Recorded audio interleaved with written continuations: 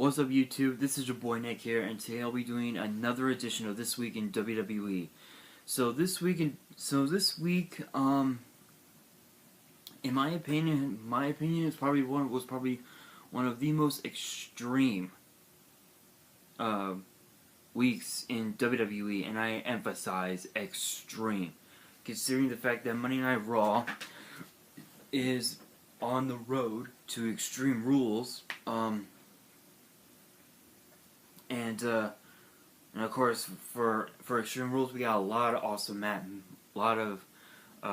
matches on the card. So basically, Monday Night Raw kicked off with Kurt Angle going down to the ring and announcing that at Extreme Rules, it will be Seth Rollins, Samoa Joe, Finn Balor, Bray Wyatt, and Roman Reigns in a fatal 5-way Extreme Rules match where the winner will face Brock Lesnar for the Universal title. Apparently Roman Reigns said that he was the only one who had the skill, who has what it takes to defeat Brock Lesnar. But unfortunately, that was not the case. And then of course there was a rematch between Sasha Banks and Alicia Fox, and the match ended with a Alicia Fox victory. And then of course there was Alexa Bliss in the ring talking about the Raw Women's Championship. And then Bayley decided to invoke her rematch clause at Extreme Rules for the title, and Alexa Bliss was, well, let's just say that she decided to get extreme herself. She attacked Bayley with a kendo stick, and then backstage, Kurt Angle told Bayley that Bayley will have a rematch clause at Extreme Rules, but it will be in a kendo stick on a pole match. Honestly, a match like that makes no sense whatsoever. And then there was a one-on-one match between between Sheamus, I believe. I think it was Sheamus. I don't remember.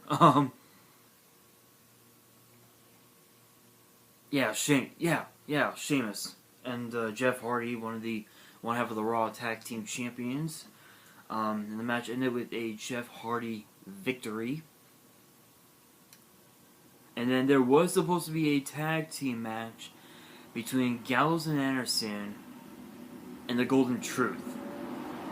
So when the Golden Truth entered the ring, Goldust decided to turn his back on R-Truth by attacking him. And it is officially true, the Golden Truth is no more. So yeah, and then of course we had Finn Balor against Roman Reigns, and the match ended with a Roman Reigns victory after hitting Finn Balor with a spear. And then the main event which was Seth Rollins against Bray Wyatt, and the match ended with I believe it ended in a disqualification because Samoa Joe got involved and attacked Seth Rollins, hit him with the Uranagi, and then Bray Wyatt attacked Samoa Joe as well.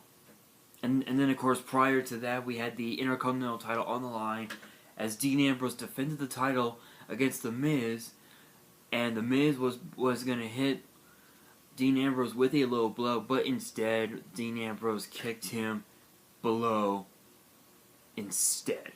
That led to a immediate disqualification, so the winner was The Miz, but still the champion, Dean Ambrose. And then of course backstage, Kurt Angle made the match official. At Extreme Rules, it will be Dean Ambrose defending the Intercontinental title against The Miz, with the stipulation that if Dean Ambrose gets disqualified, he loses the championship. Honestly, I find that highly unfair, considering the fact that The Miz, with The Miz, every time he's in a match, he always finds a way to get himself disqualified. You know, it didn't matter what kind of match it was, he always finds a way to get himself disqualified. So, knowing The Miz, he'll do everything he can to make sure that Dean Ambrose does indeed get disqualified. And then, of course, on SmackDown Live, there was a Kevin Owens version of the highlight reel, and his guest was supposed to have been Jinder Mahal, but instead AJ Styles interrupted, and so we had AJ Styles and Jinder Mahal battle it out, and it ended with a Jinder Mahal victory. And then of course, Breezango in a match with the Colognes, and it ended with Breezango gaining a pinfall victory.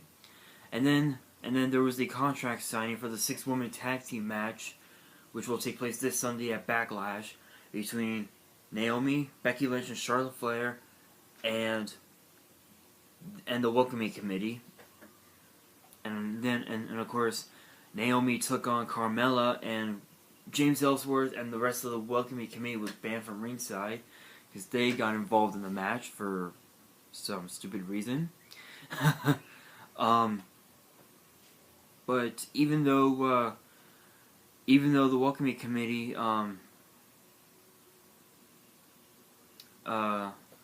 attacked the Straight Fire Becky Lynch and the Queen Charlotte Flair, Carmella was still able to pick up a pinfall victory.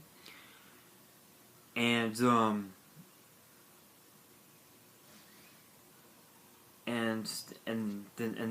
of course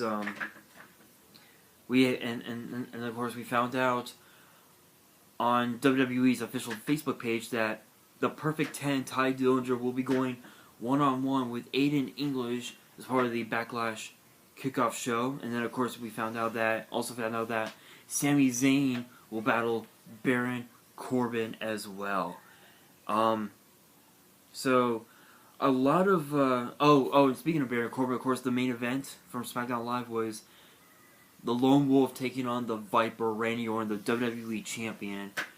And Baron Corbin made the mistake of walking into the ring into an RKO, and it only takes, and as Randy Orton once said, it only takes one RKO to get the Viperville. And then on Talking Smack, we have found out on Talking Smack that Luke Harper will be battling against Eric Rowan. Now, of course, you guys saw my prediction video for BackLash earlier this week. I had no idea that match was announced, so I'm going to be revealing my predictions for that match alone. Honestly, I'm going to have to say Luke Harper, only because the last time these two were in the ring at the same time, it was a few weeks ago, and Eric Rowan gained the victory. So I think it would be fair if Luke Harper gained a pinfall victory for himself. And then of course on 205 Live, apparently on 205 Live, Drew Gulak had this theory. I apologize for the background noise. That's just a bunch of screaming kids, so I do apologize, and a bunch of cars and a helicopter.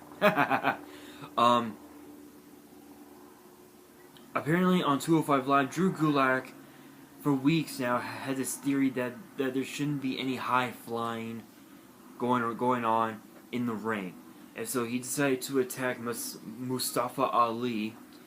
And again, I don't really watch NXT or 205 Live, but I just wanted to give you guys an idea of what happens on NXT and on 205 Live as well. And then of course, speaking of NXT, Drew McIntyre was in action, and then of course there was a thing going on with Bobby Roode, and how he made some valid points about Hideo Itami, and a whole bunch of other nonsense going on in NXT. Well, that is it for this week in WWE. Hope you guys enjoyed the video. Give it a thumbs up if you did. Be sure to post in the comments below. And remember to subscribe and bell me for more WWE and YuGiOh opening videos. And again, don't forget to send in your fan mail. I will be doing a summer. I will be doing fan mail during the summer. So yes, so be sure to send in that fan mail. There will be an address in the description below, so you guys can send in your fan mail. It could be pretty much anything you guys want. It could be booster boxes, tins, loose packs, random cards. It can be pretty much whatever you want. But if you guys send in letters, do not send explict letters. I will not accept them. And then of course this also applies to the WWE fans as well. You can send in T-shirts, hats, whatever you guys want.